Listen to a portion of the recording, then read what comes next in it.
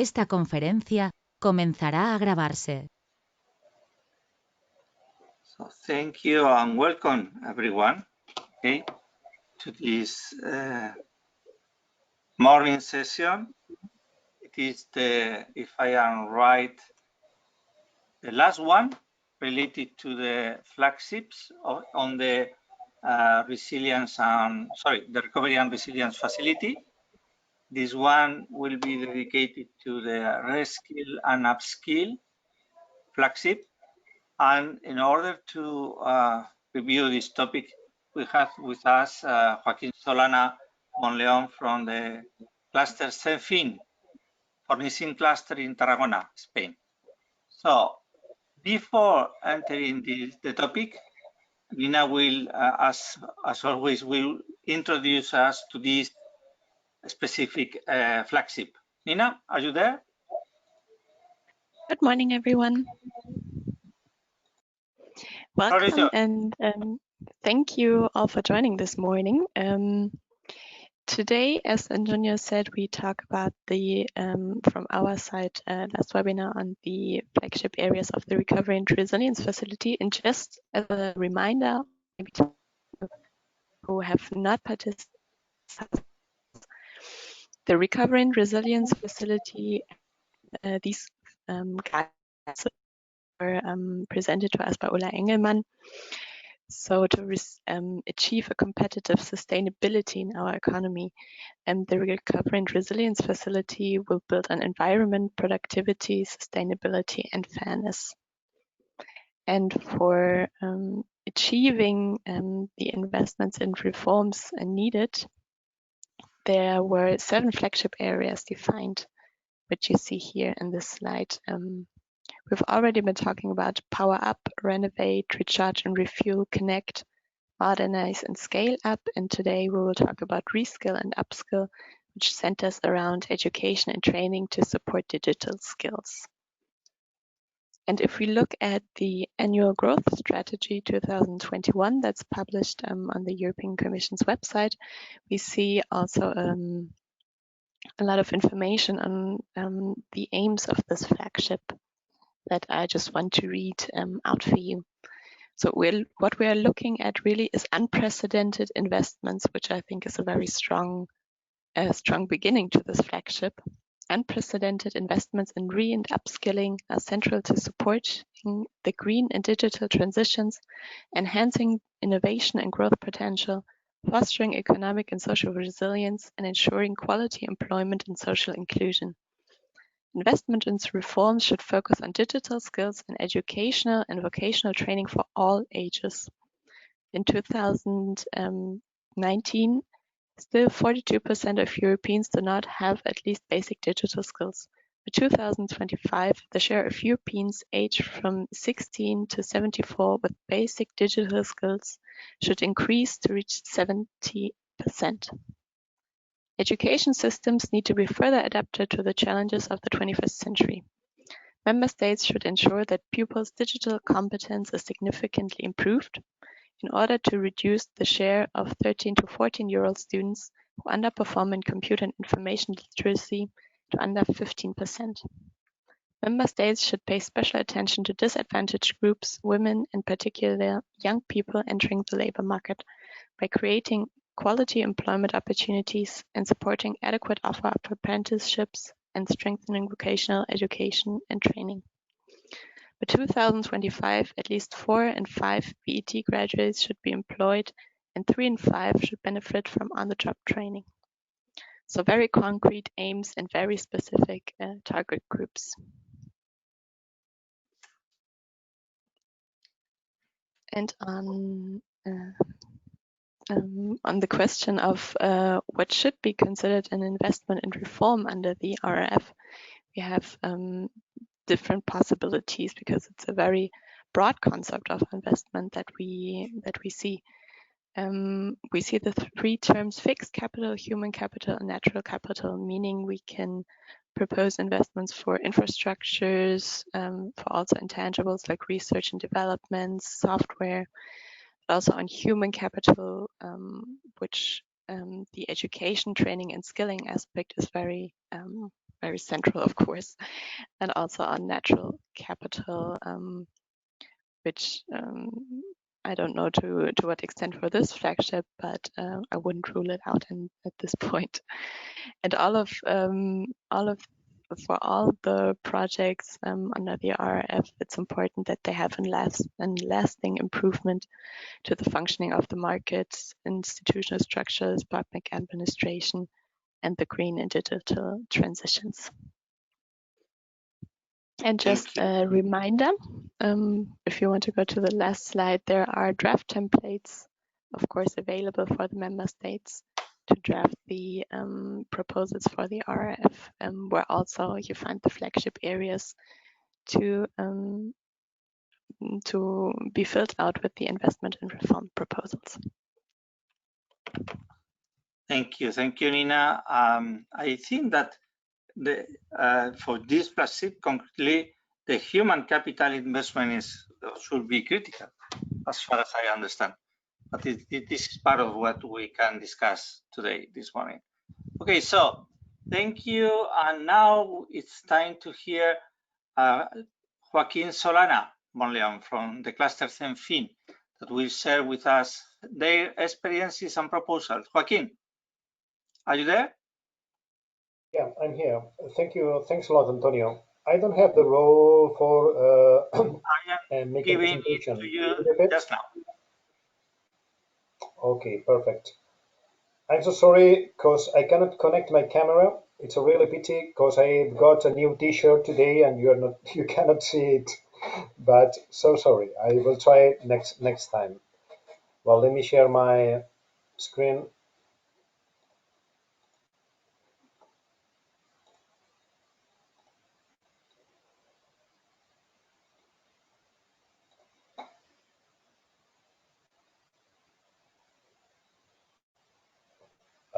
Are you seeing my screen? Yes, but now it's perfect. Thank you. Go on, please. No. Now it's a thing. Before it was better. Sorry, because before it was full screen and now it's just the presentation mode. Can you switch the presentation mode? Yeah. Are you seeing it now? Is it good now? No, not yet. Could you put it in full screen? Now? Now it's perfect. Okay, thanks a lot, Antonio. So just some ideas about our experience we want to share with you about reskilling and upskilling, what we are doing in our cluster. Thanks, Antonio, and thanks, European Clusters Alliance, to allow us to share these experiences with you this morning. Well, just a very brief introduction about our cluster. We were founded in 2006. That means we are 15 years now. And well, we have 134 companies from different sizes, but all of them along the value chain for home and contract furnishings products. We are based in Tarragona, and we have branches in Barcelona and Madrid. We are now working together, 12 people. Well, if we are known for companies, is especially because our activities in marketing, what we call helping companies for selling, in other words, allowing them to access to the market intelligence, especially for the contract, hospitality, interiors. And we have been doing a lot of things in this area in the last years, especially a big fair. The name is Interi Hotel, some showrooms in Barcelona and Madrid, internet platform for online information, and also Cosmico International for helping companies in their internationalization process in this segment, in contract hospitality. 5 years ago, we began with the activities in innovation, and well, the first thought we did on it is that well, we are in sector what it's called traditional center, and they are not using very state-of-the-art technologies. So we have to give them the possibility to increase their skills in order to get these technologies. This was the first reflection we did 5 years ago. And the topics we identified that were interesting for our sector were product aviation, smart home, circular economy, and digitalization along all value chain. The activities that we are doing in these topics are technology forecasting, new skills needs detection for vocational education training providing, and also, of course, collaborative development and innovation projects. In projects financed by European Commission, well, we succeed in in some of them. Nowadays, we are leading 5 as coordinators, and we are participating in 18 projects. And the main part of them, the majority, are related to skills or forecasting. And this is the experience we want to share with you, how to help your companies using this approach. First, try to forecast how is the technology going to be used in your sector in the next years, and how to convert, to transform this knowledge about technology into skill needs and training. Go ahead. This is Digit 4, the project we began in 2017. It was focused on analyze the changes that digitization will cause in the wood furniture industry by 2025. Here you have the website if you want to have a deeper look. In this project, we made a Delphi study 2 rounds with 60 European experts. And first of all, we identified what will be the drivers of change that will be with more importance and more probability in our sector. Here you have the list of the first 12, but we identified 30 sectorial drivers. Later, we analyzed the occupational profiles in our sector, attending the ESCO system for classification, and well, we identified 12 of these occupational profiles. With these occupational profiles and the drivers of changes we have identified previously, we identify how the tasks of these occupational profiles will change by 2025. We analyze the McKinsey levers, the key enabled technologies identified in Industry 4.0, and also in relation to company futures. This work was done for every of the 15 profiles identified and for all the tasks. We identified if the impact of task will be high or medium or low, and when it will be produced. And we identified, let's say, a kind of forecast of task changes, how these tasks will be performed in 2025. With these task changes, we identified how skills needs will increase. We identified what essential skills and competences will be needed, what essential knowledge will be needed, and how and what new skills and knowledge and competences will be needed for every occupational profile. With this information, we use it in order to prepare materials for Erasmus Plus projects. I mean, from the skills needs detection to training. We not stop it just in the detection of the skills need, but we progress also in preparing training materials and performing pilot training courses in order to allow our companies to get, or the workers of our companies to get these skills needs. The first project Well, the main project we are doing in this area is this Erasmus Plus Sector Skill Alliances related to Digital Transformation Manager.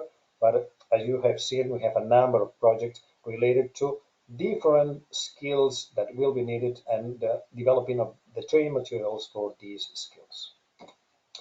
Well, let me finish with my suggestions or my opinions about how to manage reskills and upskilling. I think that the need of skilled personnel is very well characterized by European Commission. There are several studies.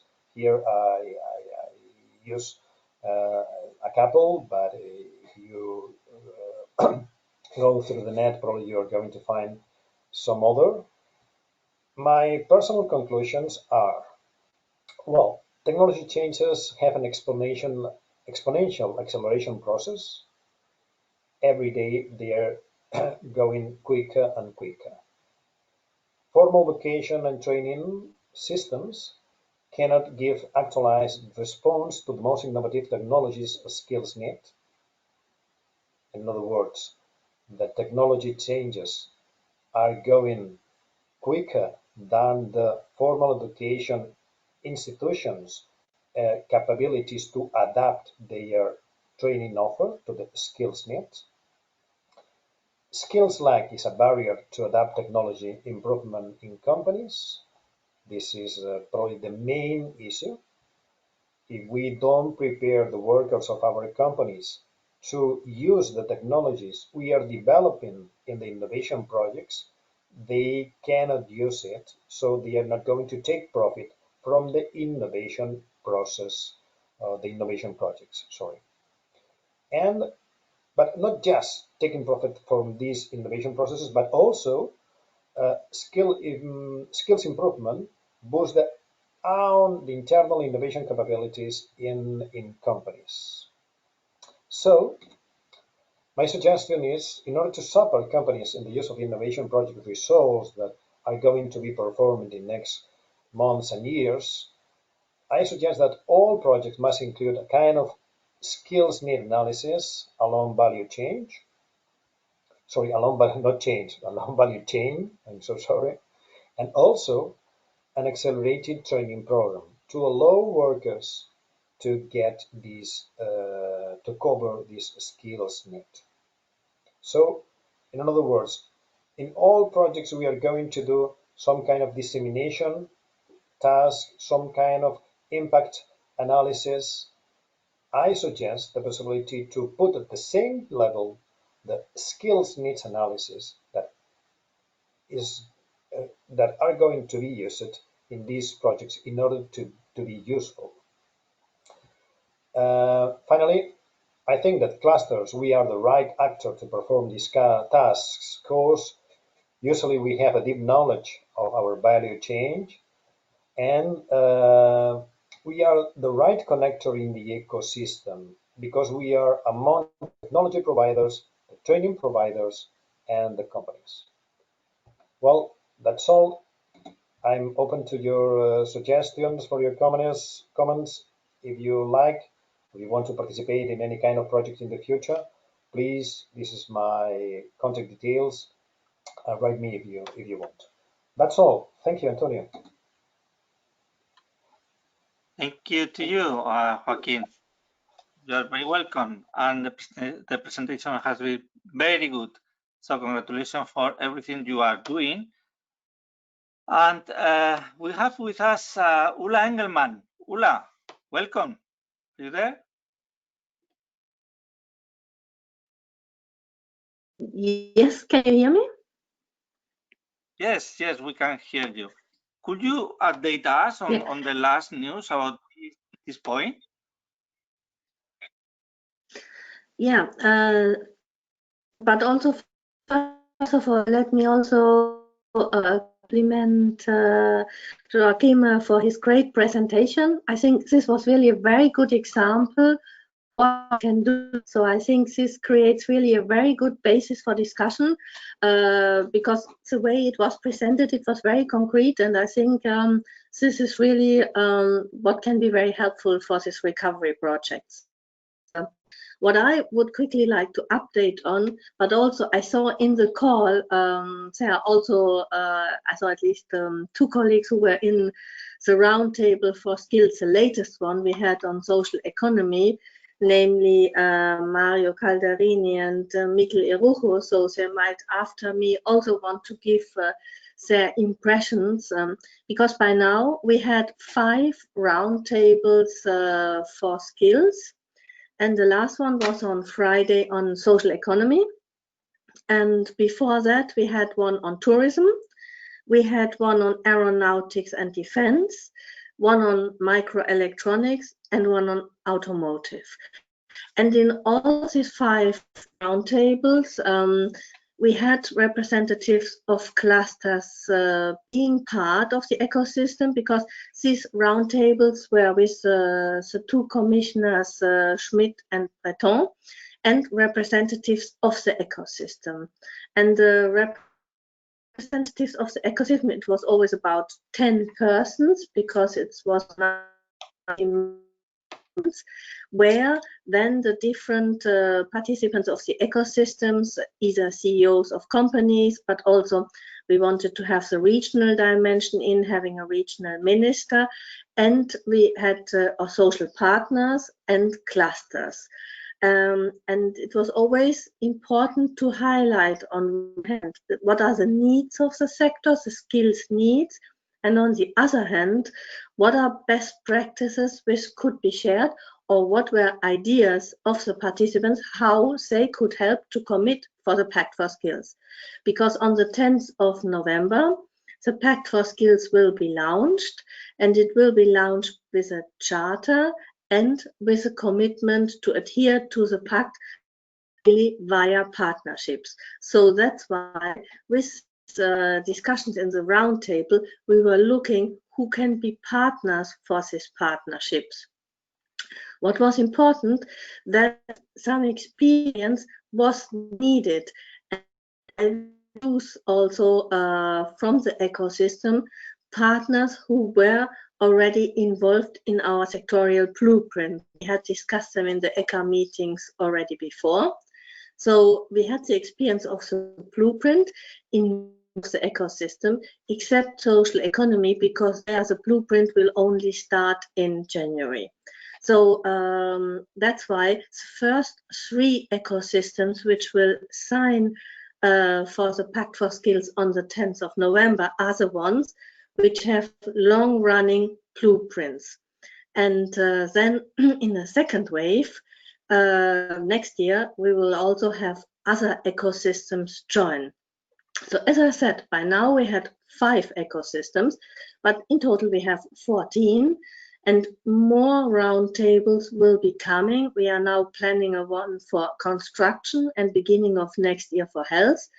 But of course, we are also looking into what the other ecosystems can do. And what we have identified in this roundtable is that clusters can play a key role due to the fact that they have the knowledge, that they can help to identify, but also that they can really reach out to the different companies in their cluster and help to spread the message, what kind of training opportunities are there. But it is also that the training supports the digital and green transition. And I think this was something which was also very well described in the presentation before me. So what we, for example, had identified in one of social economy, developing clusters as places of mutual and collective learning, technology access, and pooling of investment capital for social entrepreneurs. But as I said, we have Mario Calderini with us in the talk here. He might want to come in because he made a very good pledge on Friday, also for the roles of clusters in the social economy ecosystem. And Mikel was there with the regional minister of Navarra. So I stop here. I just wanted to give you a short update what has happened, and that clusters were there and play a key role, and now that we have to continue work on this. How can we define the role? And I think maybe Antonio, also you would want to say what your role will be on the 10th of November event. Thank you very much, Ula, for everything, not only for sharing with us today, but for all the efforts you are putting to defend our role and to improve our role in those initiatives. So I will invite Mario Calderini, Professor Mario Calderini, to share with us. Mario, welcome. Okay. We are very happy to have you with us. Yes, thank you, Antonio. I always try to join whenever I can, and thank you, Ulla, for bringing me in. And I apologize with everybody if I'm not able to switch my camera on, but I'm traveling, and probably one of my last travels before lockdown. So it's better if I spare on my connection. So yes, as Ulla was saying, we had this very interesting an hour and a half with Commissioner Schmidt, and Commissioner Breton should have been there, as it was said, but he couldn't manage for different institution commitments. But anyway, I think that was a very interesting hearing, and I think that the case for a proximity and social economy cluster was made very, very strongly, and I tried to share with the commissioner my view on why proximity and social economy clusters are important. To make a long story, a short story even shorter, I say that in proximity and social economy, we do not have a clue on how to learn and skill and reskill. We need to learn, and so one first idea is that we need learning by challenging.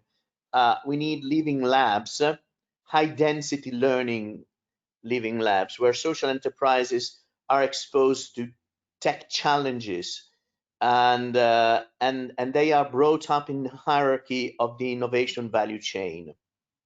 I made the example of the Mind district in Milano, where basically these people, this large company is developing this new, brand new city of 65,000 people living there. We basically signed a pact by which social enterprises in this artificial cluster or district will be asked not only to serve food in the canteen of the hospital of the university, of to cut the grass of the place, but they will be involved in very challenging tasks and brought in very ambitious innovation projects. The idea was already mentioned by Ulla, is that we need clusters to be places of mutual and collective learning. My point was that all actors need to learn about something that does not exist yet, and that is the new generation social economy, and they have to interact transsectorially with previously unknown partners. The basic example is social enterprises and schools, the university and its third mission, and social enterprises. So what we need is to get a high learning density playing field and get all these actors to learn together through experiments. And here I quoted the Torino social impact example, where we developed a large project where we committed the scientific system, the research community, to redesign and rethink their third mission for technology transfer to the social sector. There is a point that might be controversial, and it reflects my own view of clustering based on recent or pretty recent history in Italian policymaking. That is, clusters are not agencies. I thought it was important to tell the Commission that maybe we need to rethink a little bit the role of clusters. So clusters are not agencies, and the top-down agency model is no longer useful and compatible with the new social economy. I think that clusters must be places of ascending policies. The members of the cluster need to find their own shared inclusive innovation agenda, build roadmaps, portfolio of actions, and bring them to the policymakers. So it's a bottom-up policy process. Funding comes later. Of course, I think it is important and true for the social economy sector. It may not be true for every sector. And the other thing that I think it was that was an online conference, so it was pretty difficult to get the reaction of the commissioner and of the staff that was with him. But the point that I try to make is that in the tradition of the European Commission, clusters have been seen as coordination devices on the supply side, right? So coordinating production factors. I think in the social economy, it is very important that they provide coordination and organization of local place-based demand side. So, for example, the organization of needs and challenges, the federation of needs and solutions, and because this will create a market for the social economy, because the social economy is something that needs some help in the creation of a community-based and local market. And of course, my last point is that the crucial role of cluster in the proximity and social economy pillar will be to provide common infrastructure.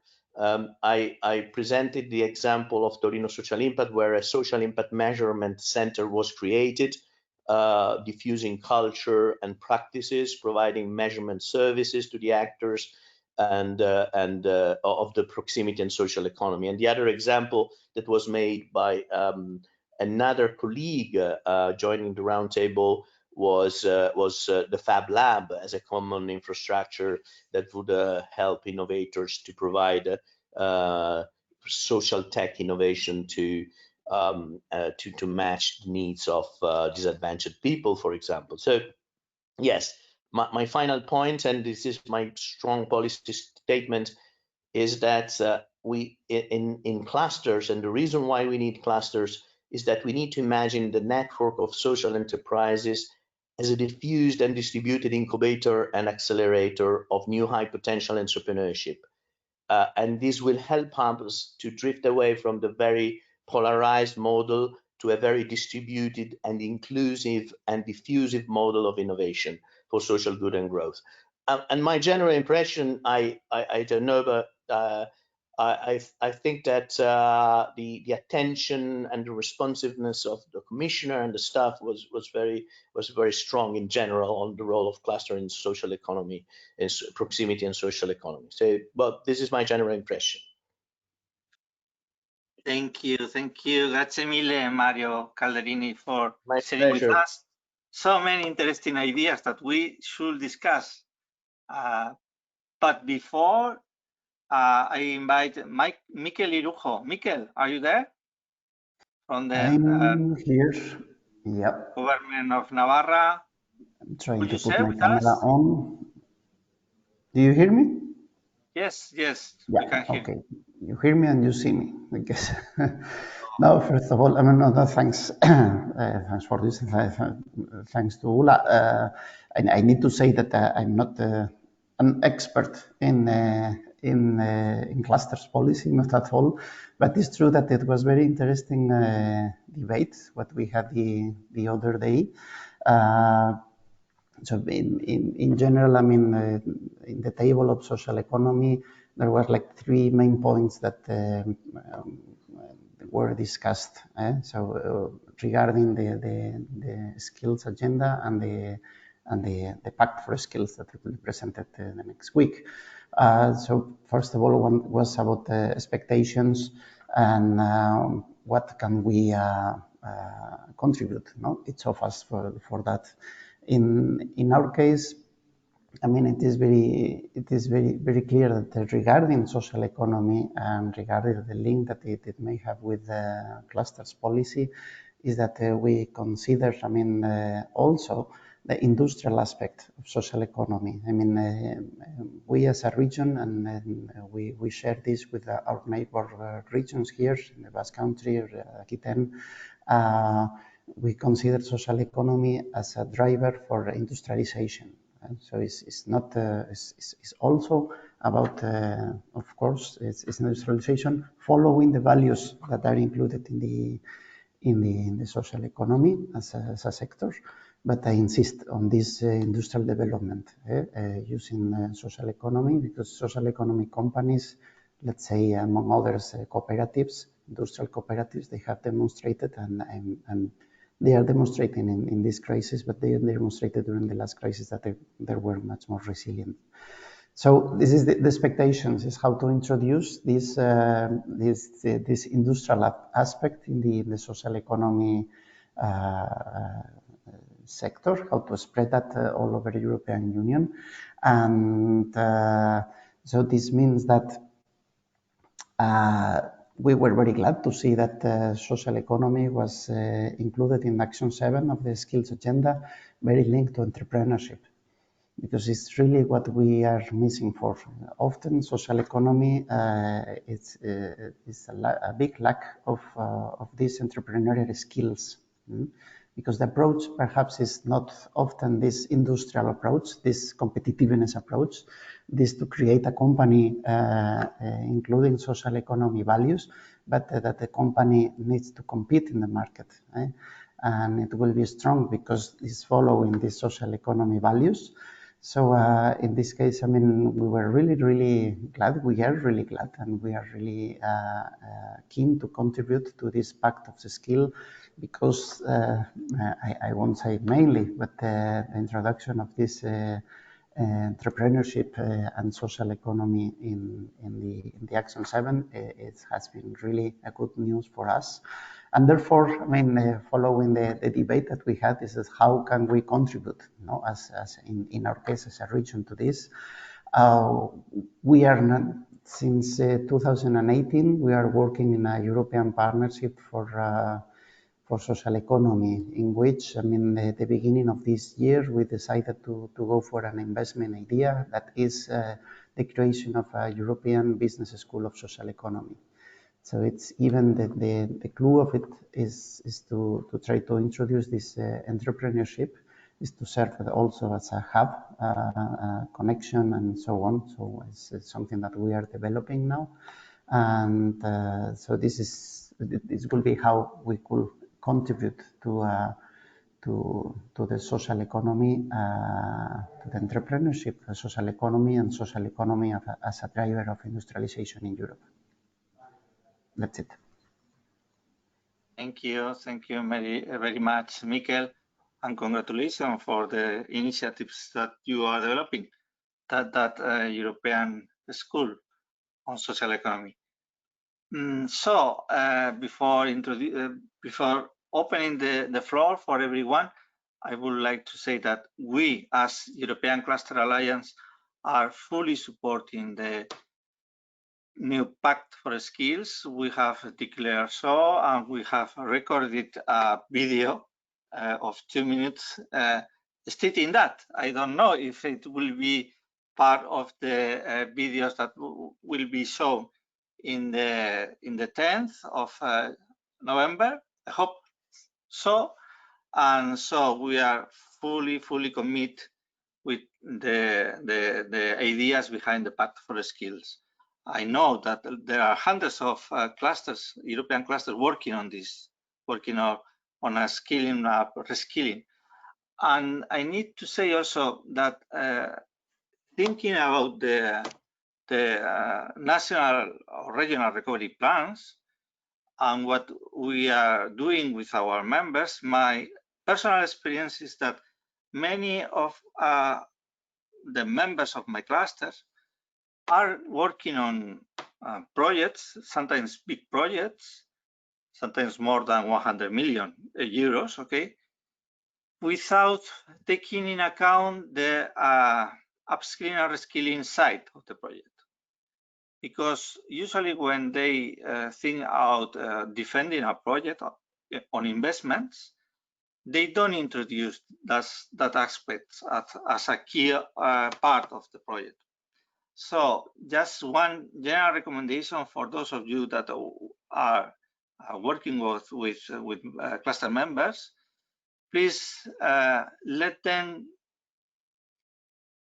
think about that aspects and support them in the definition of those aspects in their proposals. Okay, it's what we are doing, and we know a lot about that. Most of us. If not, you could learn from others, or you could contact other clusters working on this field. Okay, and we can help them to introduce those aspects on the proposals, and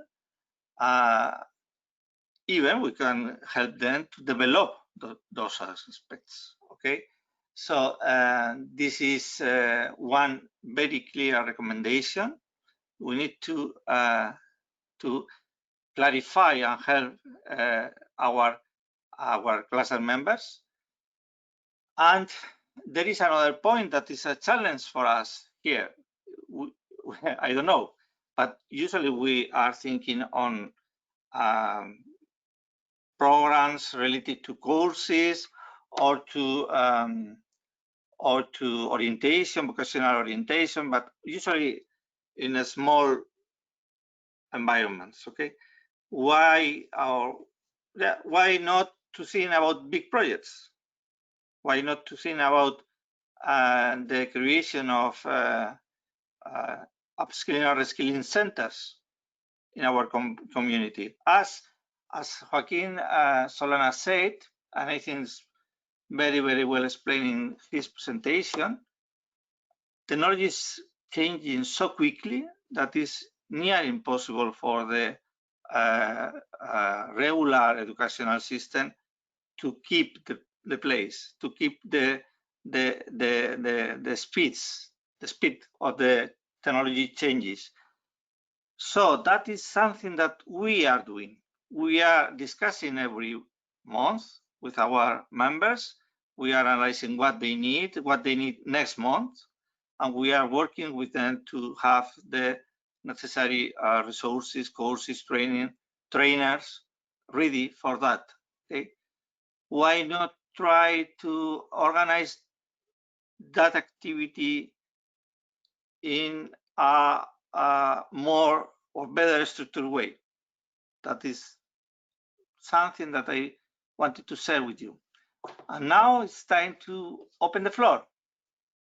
Who wants to comment or ask or add to the discussion? Hello, Hello, Sebastian from Metal Processing Cluster from Poland. I put some comments on chat. Really interested presentation of Jaime and also remarks from Marco. And I think about the button-up project model system, because we realized the proposition for strategic regional project in new operating program for new budget in button-up process that was really interested that our regional authorities was open for this proposition. And like Jaime said, we are based on needs of our entrepreneurs. And like you said, Antonio, regular schools cannot be driven with technology. In our case, machining for zero industry. So what for us also interested that our government could also give us possibility to prepare some proposition to national recovery plan. But 2 weeks ago we discussed with our partners from Spain, Metal Industry for Zero, Lombardia, Italy, Reindustria, also from IBBF, Brandenburg and Berlin, Germany, Lithuanian, and our partners said that that is really interesting idea, and maybe we should prepare some a proposition on European level. And I'm really interested. Maybe it's the question or to Ula or Nina. It's possible, in your opinion, to button up process also on European level, because we've got partners also from other countries, from France, Lyon area, Romania, Austria, and so on. I'm really interested that the European Commission think about this button-up model also on the European level, because our companies in different countries, we realized our meeting 2 weeks ago in Erasmus Plus project at RAC. That was for us really interested during the online possibility of our workshops, because previous 4 session was on traditional way. This session was from the COVID reason on online on hybrid form, and was more international, more European experience, and that was inspiration for us to discuss about some project on a wider, higher level, not only on regional, on national, but also to reskill and upskill on European level button-up project. That is my remark. Thank you, Sebastian. Ula, did you comment on that? Yes, I mean, that's part of this discussion on the Act for Skills, is to have partnerships, European partnerships also, and there comes in this bottom-up element. But a lot of this Pact for Skills will be based on the RRF instrument, which is what we discuss here, the flagship Reskill and Upskill. So that means it has to go via the national recovery plans, but there is an encouragement that they can share with different countries and have joint projects. But of course, this is, let's say, more difficult because not everybody looks principally at their own national recovery plans and their own money, how to spend it, but there's a strong encouragement to do this European-wide. And I think using the umbrella of this Pact for Skills could be a very good idea, because there is an encouragement, and there is also now, as the new MFF, meaning the money which is next to the recovery money, this will be at the beginning of next year, but there is money for this kind of partnerships, but it's not yet exactly defined how. So it will take some time, but I think if you start already now assembling the partners, then you would be ready when this money is available. But maybe also Marek, who is very knowledgeable about funding possibilities, would want to come in on this.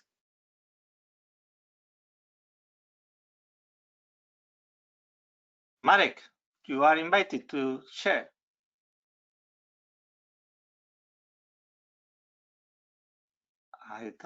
Okay. I see that, Marek. Yes. Yes. Hello, yes. Yeah, welcome. So I think if I may refer to Marco's intervention as well about the before, because it's very important to change the mindset of what clusters are. Indeed, in some countries, Italy is an example, people think that clusters are agency, and indeed they see this as just a vehicle for supply. I think the completely different view of clusters is in Scandinavian countries, where this is exactly about how to this distributed the demand can be pooled, and then on this basis you invest as well public money and aligning public and private. So I think this is extremely important, and that's why as well it's important for the skills. because what you are saying, Antonio, is that in very fast changing environment, you cannot accept that things are the education system and the vocational system is able to bring on board already in curricula and all this acceptance of certificates and so on system, which sometimes is very needed immediately in enterprise. And I think here it's the role for clusters. And I agree with you. You could play a role in skills within your cluster skill centers for specific needs, and that's why in European Regional Development Fund, for example, the smart specialization has now the possibility to fund the skills. As you know, in smart specialization fields, exactly for this reason. But as well as you can say, you can see the recovery plans which are being developed would integrate this element if you make it visible for the ministries.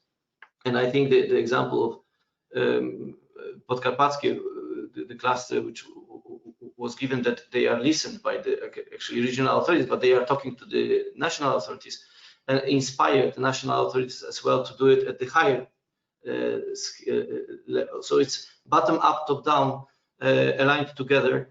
And in this thing, I think this is unique position of the clusters, which are direct translator of enterprise needs into the public domain, is the place. So for funding, of course, we have this the pact for skills as a commitment, but behind will go not only EU funding, not only national from recovery and regional ESF and ERDF money, but as well national money which were directed just for this very traditional way of financing vocational trainings and the supply side. So I think that this is what I wanted to say. Thank you. Thank Antonio. you very much. Antonio, this is Jorge González from Tibiomed. We are a digital health cluster in Spain. I have a request. We are launching an initiative that is targeting the digital transformation of healthcare organizations, especially public. We aim to start with the top, because we think that without the commitment of the top management, this will never happen. And I would like to know if any of you have references or good examples or expert knowledge about how to do this digital transformation, where the focus is in the word transformation, not in digital, in public administrations, especially in top management. I've seen that there is some Italian colleague that has mentioned there. I don't know if you will have any experience, or any of you. We are interested anyhow, if any of you can support us in setting up the program.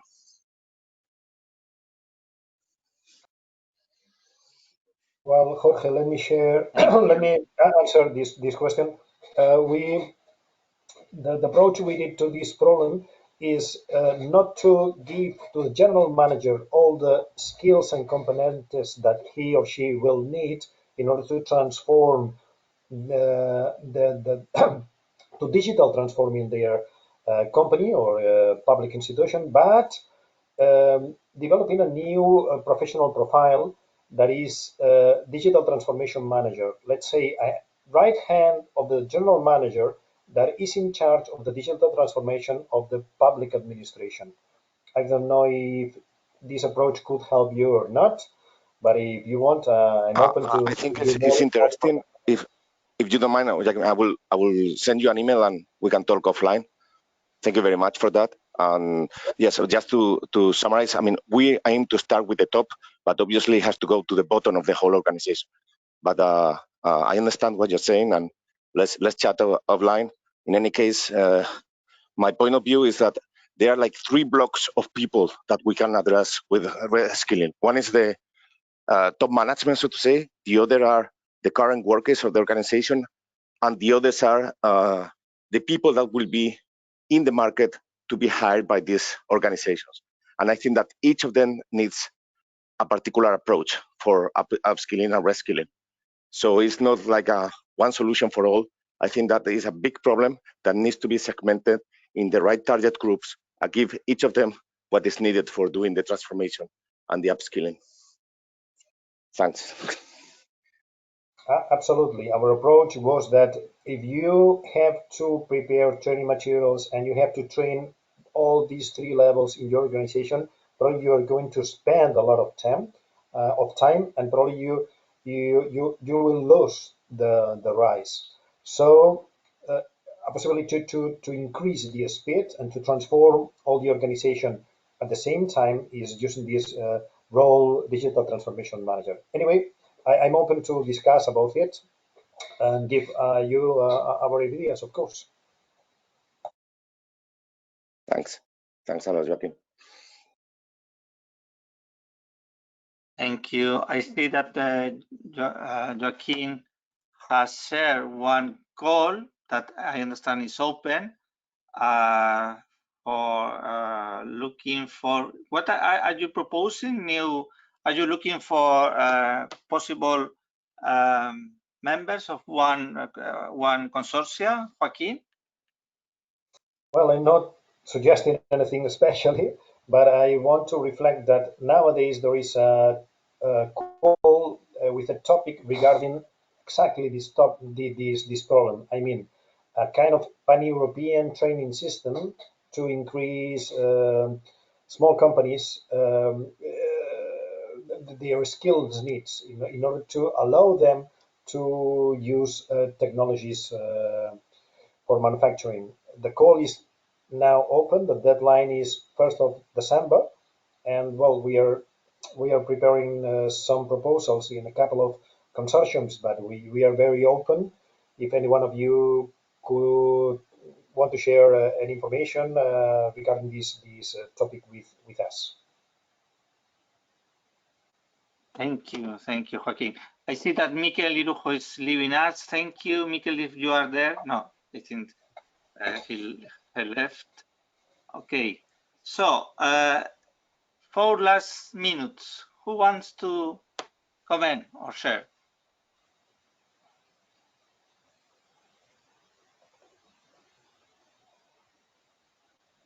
Anybody wants to make a comment?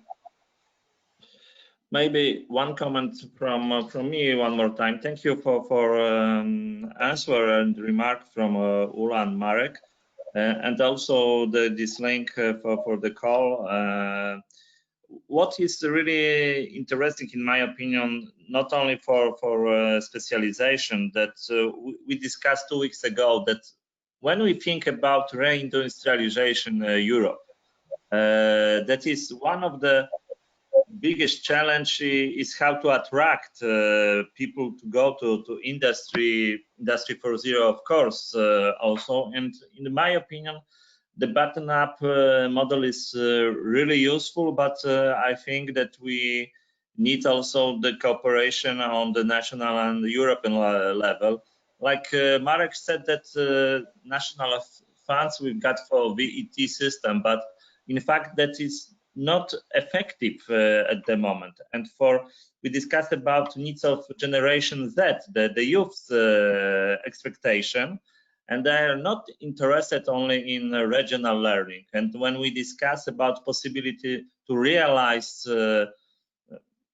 program not only in Podlaskie but in Lombardy, Asturia, Germany, Lithuania, in a mixed problem, probably that will be really interested for the more youth than at the moment. The Europeanization of educational system, in my opinion, is really interested, and in fact, in reality, we need it.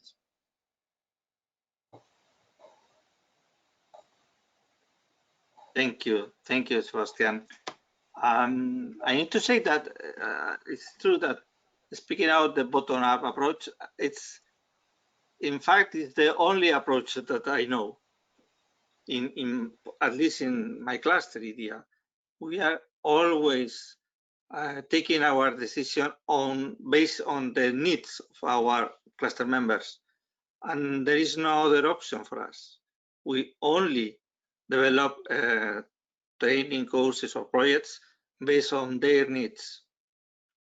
It's true that the top-down approach is important because we find funding for some projects if our public administrations take them as priorities, okay? But especially speaking about training, skills, we have been always driven by the members. And in fact, we have been for 14 years making something like 30, 40 courses yearly paid by the members without any public funding. And that is for us is the main and only approach. Yes, but you know that that is mainly approach, but the scale-up of projects, you need the top-down.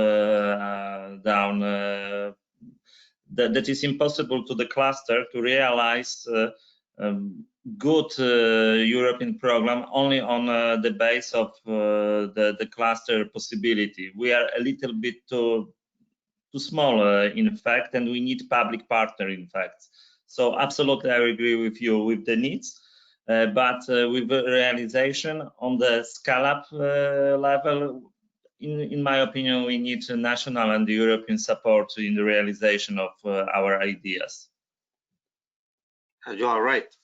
We can do far more if we have public funding, public support. Yeah, you are totally right, Sebastian. Okay, so thank you, everybody. Thank you, Joaquin, Ula. Mikel is not with us now. Mario Calderini, Professor Mario Calderini, and everyone. And I invite you to join us next Friday. Sorry, Friday. We are going to speak about the last industrial ecosystem that we didn't cover until now, is retail. And as is probably the most unknown or not so well understood until now, I think it's very interesting to be here and to hear the representative of the European Commission explaining us what this ecosystem is about and how clusters can participate in promoting and helping the ecosystem to grow. Thank you very much and see you soon, I hope. Bye.